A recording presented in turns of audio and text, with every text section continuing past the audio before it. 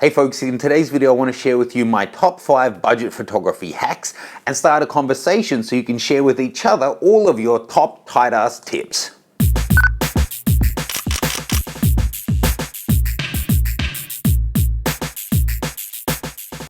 So folks, first off, I'm in Swakopmund in Namibia at the moment. I'm leading a tour here and I came across an item today that made me think, why don't we start a conversation in line with the budgetography series? Let's talk about ways to save money and still get great results. I know there's a lot of keen DIYers out there and people on budgets, so please share your tips and what you do below. Read through them and click to like the ones that you like. The ones that come to the top I'll share with you guys and maybe even include them in future episodes. So first off, the one that spurred this off, I'm currently traveling through Namibia, a lot of time in the desert, and stupidly I left my rocket blower in Sydney. So I've been borrowing one from a guest like 5 times a day to clean the front of my lens. So I went into a pharmacy today, unrelated, to get some band-aids for the blisters I've given myself this trip, and found a big rocket blower that displaces a whole bunch of air. And this was $2.50 instead of the $20 or $30 you pay for a brand name one. Why? This is actually a medical one meant for giving enemas. Hashtag no shit. If you don't know what that is, you can Google it. But it does the job, and for $2.50, I think, it's as big as the big ones that you get that cost even more from the camera shops. Really going to do the job for me.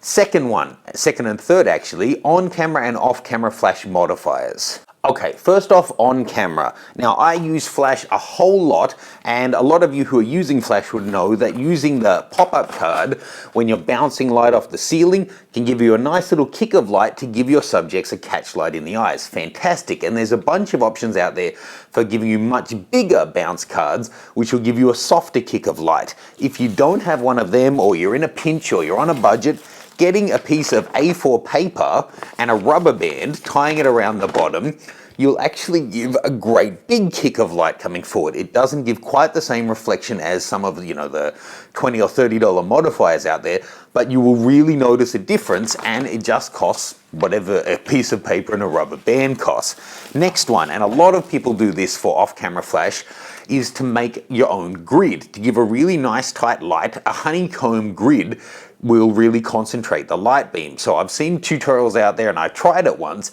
going and pinching a bunch of black straws from your local fish and chip shop, super gluing them all together in a cardboard box.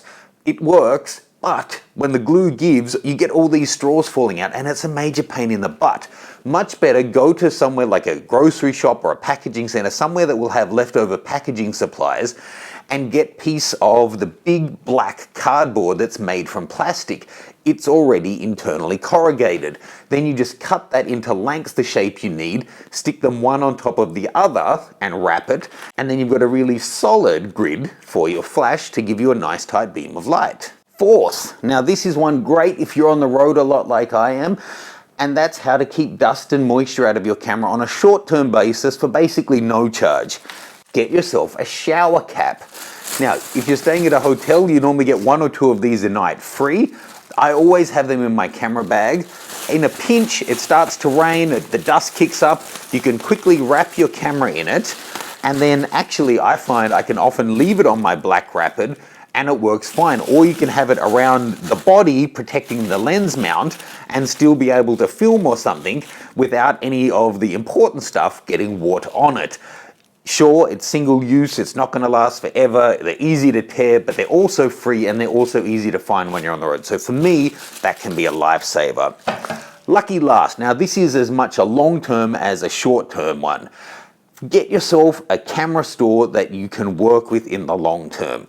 If you have a local one, best. If you don't, then go to the nearest big town, the biggest camera shop nearby, find an actual salesperson, and there are camera shops still who will match online places and build a relationship. Buy your gear from them regularly.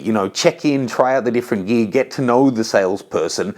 It's going to help you, A, negotiate a better price, but also when the inevitable happens and you need service or support or repairs or replacement, or you want to get early access to stuff, having that kind of relationship is going to help you in the long run as well as just in the short run. So please share your tips, your photography top tight ass tips below, and we can get this into the budgetography series. And never fear, there is more budgetography coming. I've actually filmed the next episode and it's going to be coming very soon. I did that one recently with Irene. So share your top tight ass tips and I'll see you soon.